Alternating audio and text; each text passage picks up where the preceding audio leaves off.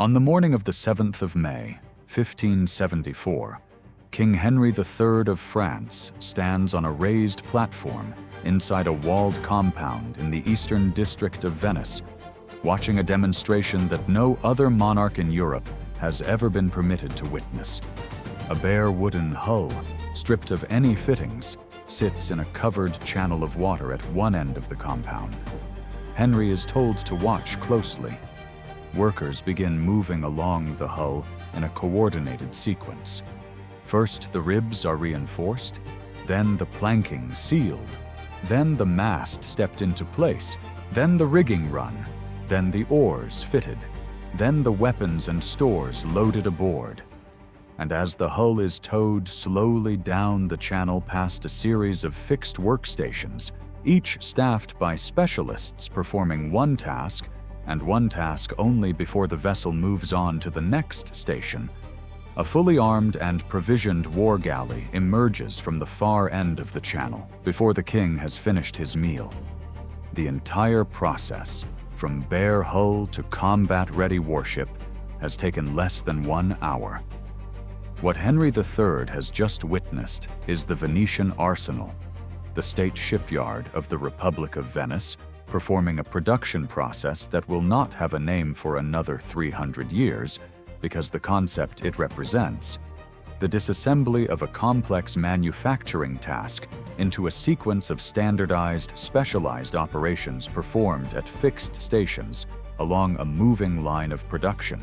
will not be systematically theorized and applied to industrial manufacturing until Henry Ford installs the first automotive assembly line at his Highland Park plant in 1913. The Arsenal of Venice is running this system at a scale and with a level of institutional sophistication that would not be equaled in Europe for centuries, roughly 600 years before it happens anywhere else. The origins of the Arsenal lie in a problem that confronts the Republic of Venice from the earliest years of its existence as a maritime power. The city itself possesses no natural resources of consequence. It has no agricultural hinterland capable of feeding a large population, no significant mineral deposits, no domestic supply of the timber, iron, and hemp that shipbuilding requires. What Venice possesses instead is a location, a cluster of islands in a defensible lagoon at the head of the Adriatic Sea, positioned at the point where the overland trade routes of Central Europe meet the maritime routes connecting the Eastern Mediterranean, the Byzantine world, and eventually the ports of the Levant, through which the spice and silk trade of Asia enters European commerce. Venice's entire economic existence depends on its capacity to move goods by sea, to defend those goods and the ships carrying them from piracy and rival powers, and to project enough naval force to negotiate favorable trading privileges from the Byzantine Empire, the various Crusader states, and eventually the Mamluk and Ottoman powers that control the eastern termini of its trade routes.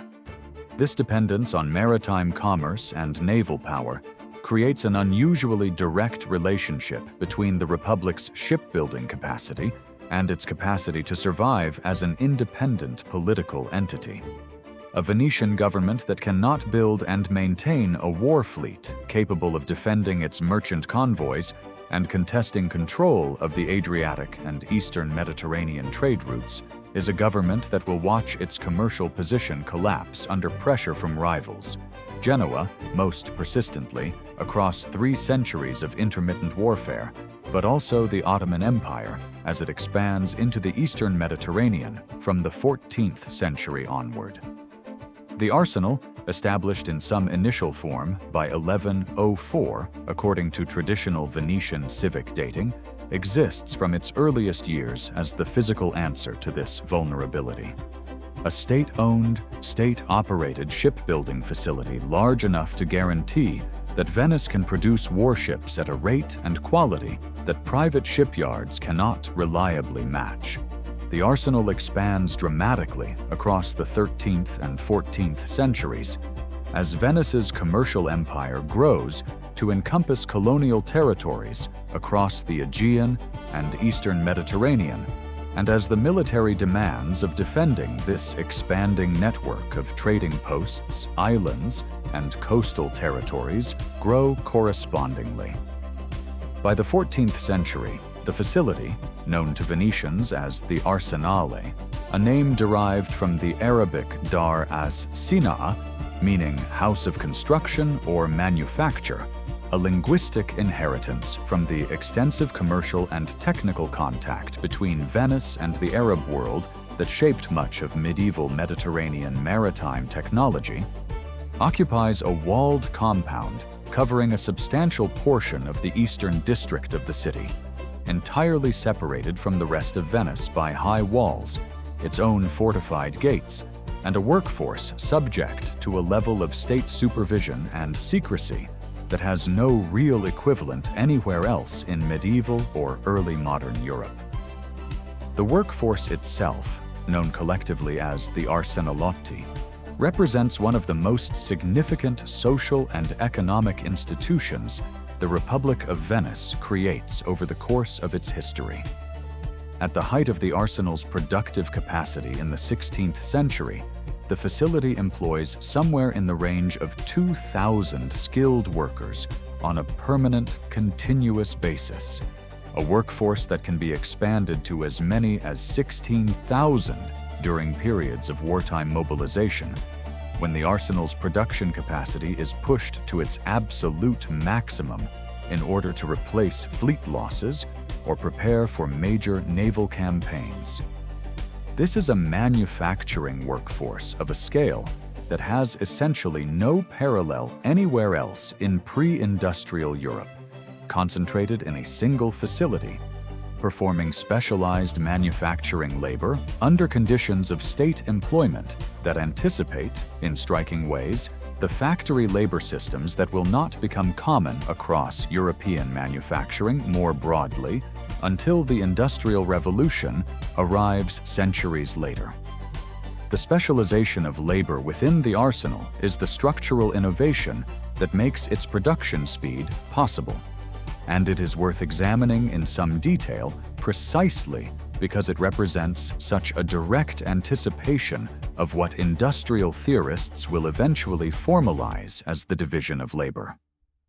Rather than organizing shipbuilding around teams of generalist shipwrights, each capable of performing most or all of the tasks required to construct a vessel from beginning to end, the standard practice at private shipyards throughout Europe during this period, the arsenal organizes its workforce into narrow craft specializations, each responsible for one specific component or operation in the shipbuilding process, and nothing else. There are workers who do nothing but cut and shape timber for hulls. There are separate specialists for caulking, for rope making in the arsenal's own enormous rope walk, a building whose extraordinary length, designed to allow the production of ship's cable in single, unbroken lengths, rather than spliced sections, still stands today as one of the most architecturally distinctive structures in Venice. There are specialists for sail-making, for oar production, for the casting and mounting of bronze cannon, for the production of the specific iron fittings that Venetian galley construction requires, and for dozens of other narrow tasks that together constitute the complete manufacturing process of a war galley. This specialization produces exactly the productivity gains that industrial economists will later identify as the core benefit of divided, specialized labor. Workers who perform a single narrow task repeatedly, day after day, year after year, develop a speed and precision at that specific task that a generalist shipwright, dividing his attention across the full range of shipbuilding skills, cannot match. A specialist caulker who does nothing but caulk hull seams for his entire working life develops a rate of production and a consistency of quality in that single task that no generalist could achieve, while also being responsible for framing, planking, rigging, and the dozen other skills a complete shipwright must master. Multiply this efficiency gain across every specialized task in the shipbuilding process, and the aggregate productivity advantage becomes enormous. Precisely the mathematical logic that Adam Smith will articulate, using the example of pin manufacturing in The Wealth of Nations more than 2 centuries after the arsenal has already been operating on exactly this principle at industrial scale. The physical organization of the arsenal reinforces this specialized labor system through what amounts to a proto-industrial production line, engineered specifically to allow ships under construction to move sequentially through the specialized workstations in the correct order, rather than requiring workers to move to a stationary hull scattered across a general shipbuilding yard. The demonstration Henry III witnesses in 1574, a bare hull towed along a channel past sequential stations where riggers, caulkers, armorers, and provisioners each perform their specific contribution before the vessel moves to the next stage, represents the arsenal's production system operating at its most refined and theatrical, a system that Venetian officials have every reason to want foreign dignitaries to witness. Since the sheer productive capacity it demonstrates functions as a form of strategic deterrence,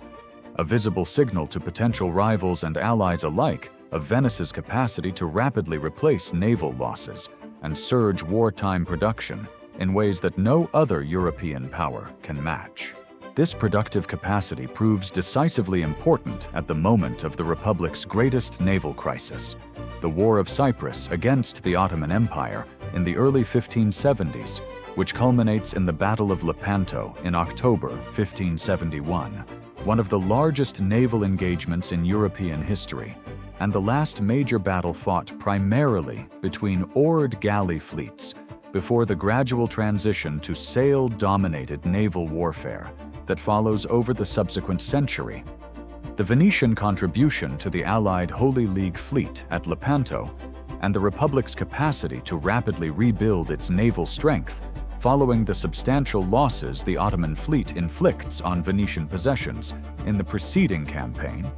depends directly on the arsenal's capacity to produce galleys and the specialized galleasses, larger, more heavily armed vessels that play a decisive role in disrupting the Ottoman battle formation at Lepanto itself, at a rate that Ottoman shipbuilding, however extensive, cannot match in the critical months of mobilization before the battle. Contemporary accounts describe the arsenal, in the period immediately preceding Lepanto, operating at a production rate that allows the completion of a fully equipped galley in a single day when the full specialized workforce is mobilized and the necessary components have been prefabricated and stockpiled in advance. A claim that later historians treat with some appropriate skepticism regarding whether this represents genuinely sustained daily output or a demonstration rate achieved under ideal, specially prepared conditions, but that nonetheless reflects a productive capacity so far beyond what any other European shipyard of the period could achieve, that even a generous discount for exaggeration leaves the underlying achievement extraordinary. The arsenal's approach to standardization extends beyond the organization of labor into the physical specifications of the vessels themselves, representing another dimension of what modern manufacturing theory would recognize as an essential precondition for genuine assembly line production: interchangeable, standardized components. Venetian state shipbuilding regulations, developed and refined across centuries of arsenal operation, establish standardized dimensions, timber specifications, and construction methods for the various classes of galleys the Republic requires, ensuring that components produced by different specialized workshops within the arsenal, the oars from one workshop, the rigging fittings from another, the hull timbers cut to standard dimensions by a third, can be assembled together without the individual customization and fitting that shipbuilding without standardized specifications would otherwise require. This standardization is what makes the sequential workstation production system function at all. A hull moving down the production channel can only be rapidly fitted with pre-made rigging, precast fittings, and prefabricated components if those components have been manufactured in advance to specifications that guarantee they will fit correctly without individual adjustment. Precisely the logic that Eli Whitney will later apply to musket manufacturing in the early American arms industry, and that Henry Ford will apply to automobile components more than a century after that. The Arsenal's institutional structure reflects the same state-driven, centrally planned logic that governs its production methods. The Arsenal is a direct instrument of Venetian state policy.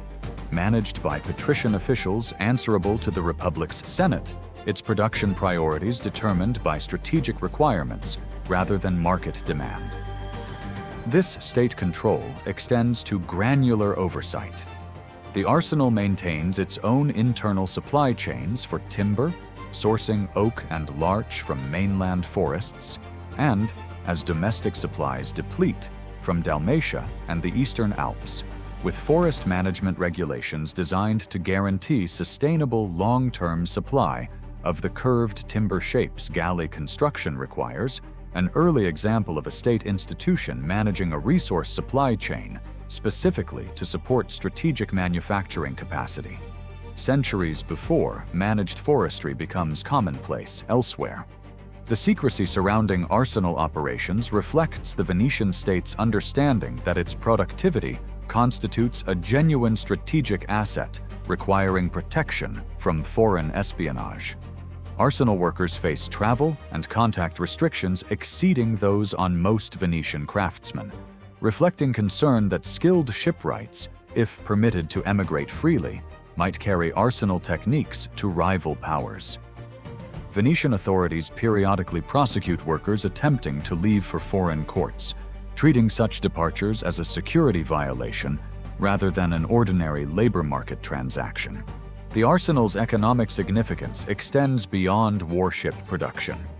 As one of the largest employers in the city, it provided steady, state-guaranteed employment to thousands of skilled workers and their families, anticipating the social function large state-supported industrial enterprises would play in European economies centuries later. The Arsenalati developed their own guild structures and ceremonial roles. Arsenal workers traditionally served as the Doge's ceremonial guard on state occasions, reflecting both their practical utility as a loyal body of state employees and the symbolic importance the Republic attached to the Arsenal as central to Venetian identity and security. The gradual decline of the Arsenal's productive and strategic significance across the 17th and 18th centuries follows a trajectory shaped by developments largely external to the facility's own operational efficiency, reflecting broader transformations in Mediterranean commerce, naval technology, and the relative decline of Venetian commercial and political power more generally.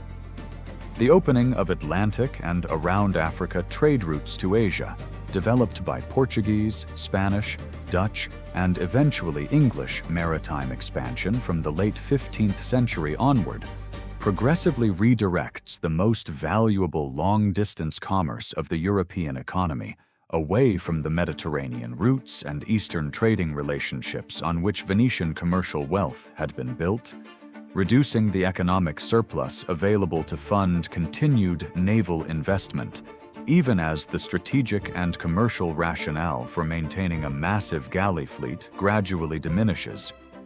The broader transition in European naval warfare from oared galleys, optimized for the relatively calm and confined waters of the Mediterranean, toward larger sailing warships better suited to Atlantic and oceanic conditions and increasingly dominant in naval engagements throughout Europe from the 16th century onward,